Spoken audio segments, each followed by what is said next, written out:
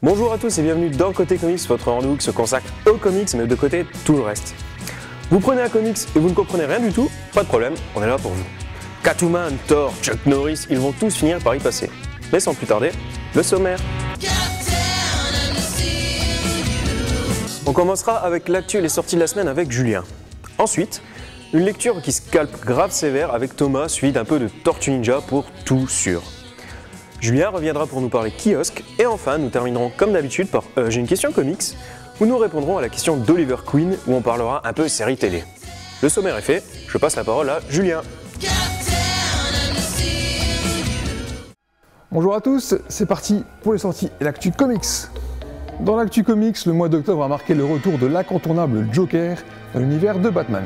Absent depuis plus d'un an, il fait son retour dans un crossover entre toutes les séries estampillées Batman, intitulé Death of the Family. C'est l'équipe de la cour des hiboux Scott Snyder et Greg Capullo qui lancera leur deuxième grosse histoire, qui promet d'être aussi géniale que la première. Cette histoire se conclura en février 2013. On passe directement aux sorties comics puisqu'il y en a beaucoup en cette fin de mois d'octobre. On débute avec la réédition en format absolute de ce qui est l'une des histoires les plus connues de Marvel, à savoir Civil War. Il s'agit de l'affrontement des super-héros entre eux, qui a fait trembler l'univers Marvel en 2006. Cette nouvelle édition contient les 7 numéros de Civil War, plus des numéros importants des séries Spider-Man et Captain America. On vous en reparlera en détail très bientôt. Les Tortues Ninja sont décidément à l'honneur en ce moment, la série TV, mais aussi le comic book. L'éditeur Soleil sort le tome 3 de la nouvelle série, coécrite par le créateur des Tortues lui-même, Kevin Eastman. Dans ce tome, qui sort le 24 octobre, Splinter et les Tortues doivent enfin se frotter au terrible Shredder et à son clan des Foot. Urban Comics continue à sortir des séries du reboot d'ici, c'est la gamme Dark qui est à l'honneur cette fois. Le 26 octobre, vous pourrez lire le retour du personnage de Swamp Thing, la créature des marais créée par Len Wein et rendue célèbre par Alan Moore. Une excellente série scénarisée par l'auteur à la mode en ce moment, Scott Snyder, et dessinée par Yannick Paquette. Un retour aussi pour Animal Man, l'homme qui parle aux animaux revient dans une version très gore mais tout aussi passionnante, sous la plume de Jeff Lemire et Travel Foreman. Une réédition événement enfin, celle du chef-d'œuvre de Brian K. Vaughan, Y, le dernier homme. Une des séries indépendantes les plus cultes publiées chez Vertigo de 2002 à 2008. Une épidémie a décimé tous les hommes sur Terre, sauf le jeune Ulrich Brown, qui part en compagnie de son singe sur les routes des États-Unis pour trouver les réponses à ce mystère. Ce tome 1 contient les 10 premiers numéros d'une série de 60, sorti le 26 octobre également. Je passe maintenant la main à Thomas et nous on se retrouve juste après pour parler du kiosque.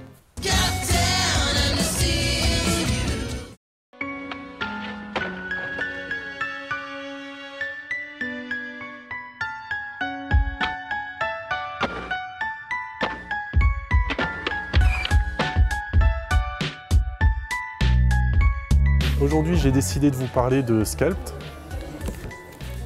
qui est une série qui paraît chez Vertigo aux États-Unis et qui est éditée chez Urban en France. Donc Scalped est une série de polar très sombre, assez noire, assez violente, qui est réservée à un public vraiment adulte, mais qui n'est pas forcé de lire des comics.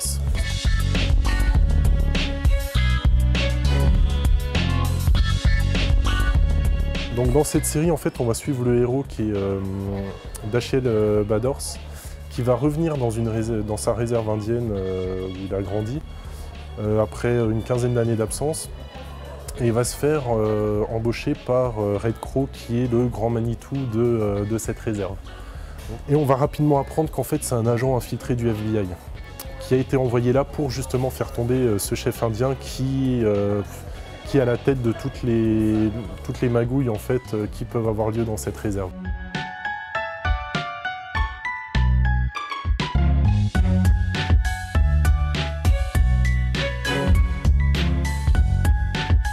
Donc en fait, Jason Aaron au scénario est aidé par Guerra au dessin, qui nous livre un dessin très brut, avec des personnages taillés à la hache, qui correspond vraiment très bien à l'univers parce qu'on est...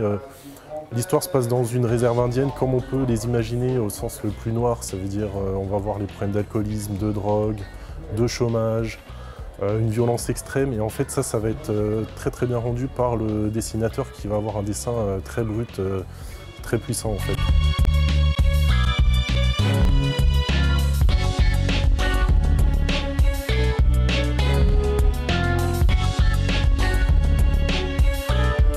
Donc Scalp, un très bon polar noir comme on les aime, réédité chez Urban Comics. Donc si vous aimez les polars, jetez-vous dessus. Et à présent, rubrique suivante, tout sur, où on va parler un peu Tortues Ninja.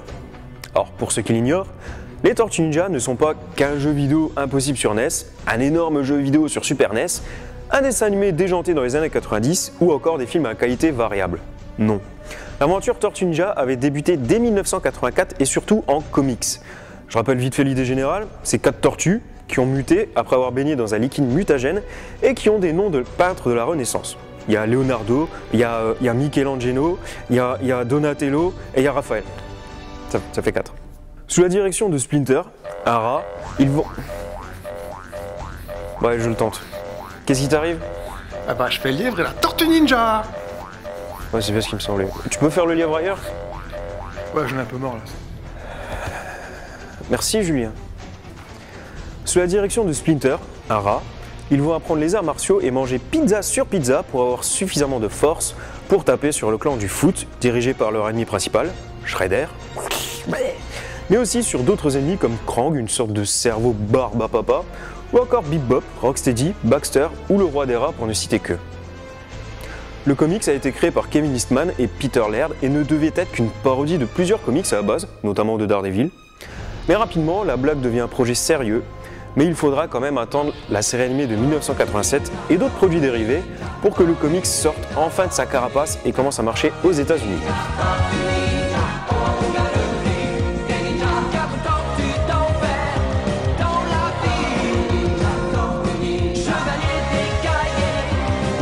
Édité en noir et blanc de 1984 à 2010 par Image aux États-Unis, le comics avait déjà sa recette gagnante à l'époque, combat, humour et pizza. Pourtant, il y avait quand même à ce moment-là une différence de taille avec tout ce qu'on a connu, la noirceur. Les gars? Merci. De la violence, du sang, beaucoup de blessés graves comme Leonardo qui perdra une main, ou Donatello qui finira carrément en cyborg, mais aussi de sacrés retournements de situation comme Raphaël qui deviendra un temps le nouveau Shredder, ce qui n'est pas rien. Cette ancienne génération de comics se terminera en 2010 par un To Be Continued. Frustrant. Et dernièrement, les Tortues sont revenues en comics. Édité en France par le plus rayonnant des éditeurs, Soleil, le tome 3 est arrivé fin octobre. 16 € et pas beaucoup de pages, c'est cher, il faut le reconnaître, mais une fois n'est pas coutume, ça vaut vraiment le coup. L'univers est quand même assez respecté, les combats sont épiques, les tortues sont géniales et il y a de la pizza. Comme dirait l'autre, what else? Pour les intéressés, on peut effectivement rentrer dans l'univers des tortues par cette série de comics. On reverra aussi nos tortues sur petit écran avec une nouvelle série animée qui est déjà diffusée aux États-Unis. Sur grand écran avec des différences de taille avec l'histoire originelle qui divise les fans, ça arrive très prochainement. Voilà, vous savez tout sur les tortues, plus ou moins, à peu près. Je laisse la place à Julien maintenant qui va parler de kiosque. Bah oui, désolé, encore lui. Tant pis. Voilà.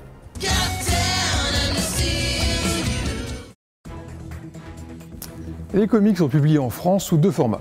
La librairie, ce dont je vous parle quand je vous présente les sorties du mois, et le kiosque. La différence entre les deux est simple, la librairie offre de vrais livres, de belles éditions au format cartonné qu'ils soient souples ou durs, et qui regroupent pour la plupart des histoires complètes. Alors que le kiosque est un format magazine qui regroupe plusieurs séries différentes avec seulement 1 ou 2 numéros par série. Les deux éditeurs à faire du kiosque en France sont Urban Comics et surtout Panini Comics, avec 2 philosophies très différentes. Panini est le leader incontesté du kiosque avec presque une vingtaine de magazines différents qui sortent tous les mois, tout simplement parce que l'éditeur italien donne la priorité absolue au kiosque. C'est-à-dire que toutes les séries principales sont d'abord publiées en kiosque, au rythme d'1 ou 2 numéros par mois. On se retrouve donc avec de nombreux magazines qui portent chacun le nom des héros majeurs et contiennent toutes les séries de la franchise. Par exemple Avengers, qui contient les séries principales Avengers et Captain America, Spider-Man, dont le sommaire actuellement est composé de Amazing Spider-Man, Avenging Spider-Man et Scarlet Spider, ou encore les magazines X-Men qui regroupent toutes les séries des mutants. Pour la librairie, par contre, ce sont soit des récits complémentaires qui ne sont pas forcément indispensables, soit des rééditions de ce qui est déjà sorti en kiosque ou d'histoires plus anciennes. Pour Urban Comics, c'est un peu différent, priorité à la librairie, mais sans pour autant oublier le kiosque. Pour le reboot d'ici, Urban propose 3 magazines réguliers, Batman Saga, avec les séries Batman, Batman et Robin, Detective Comics et Batgirl, Green Lantern Saga, avec les 4 titres Green Lantern, et enfin DC Saga, avec Justice League, Superman, Supergirl et Flash. Mais dans le même temps sont déjà sortis en librairie les premiers arcs entiers des séries Batman, Green Lantern et Justice League, alors que ce n'est qu'un numéro par mois en kiosque. En somme, Urban vous laisse donc le choix. Quel est donc l'intérêt du kiosque? Le premier, qui n'est pas forcément négligeable pour nous consommateurs, c'est que c'est moins cher. Forcément, un magazine sera moins cher qu'un joli livre. Deuxièmement, c'est ce qui se rapproche le plus de la publication US, où un numéro d'une vingtaine de pages sort chaque mois pour chaque série, au format assez proche du magazine français. Vous savez maintenant tout sur le kiosque. On se retrouve pour la prochaine émission. D'ici là, portez-vous bien, lisez des comics et soyez gentils avec les personnes âgées.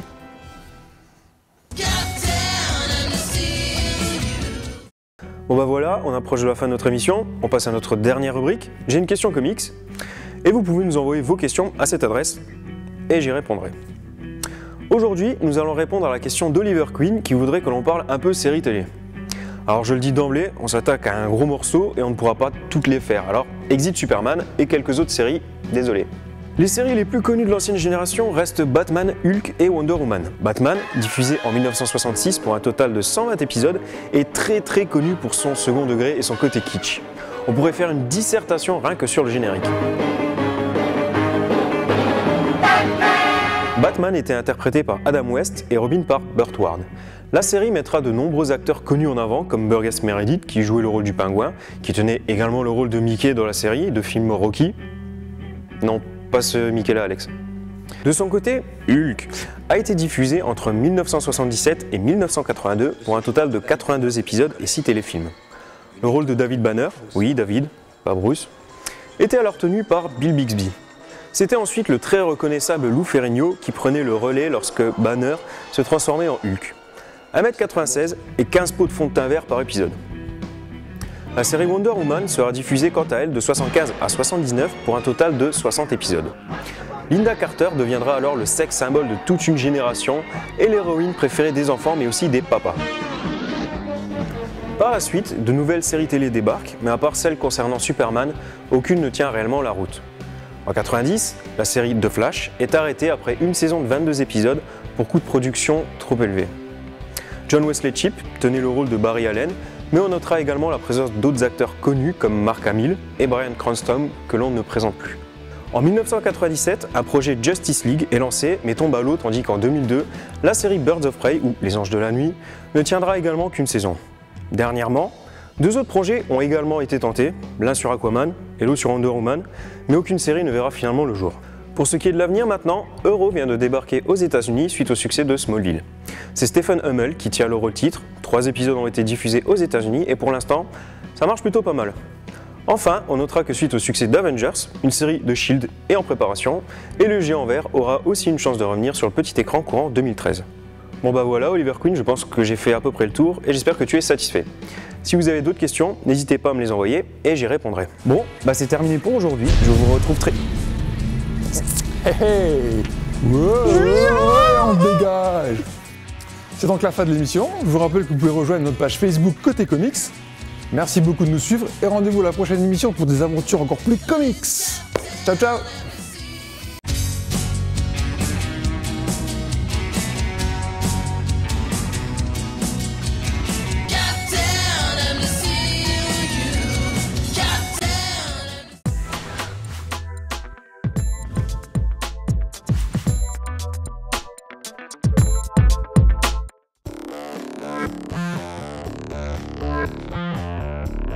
Bye.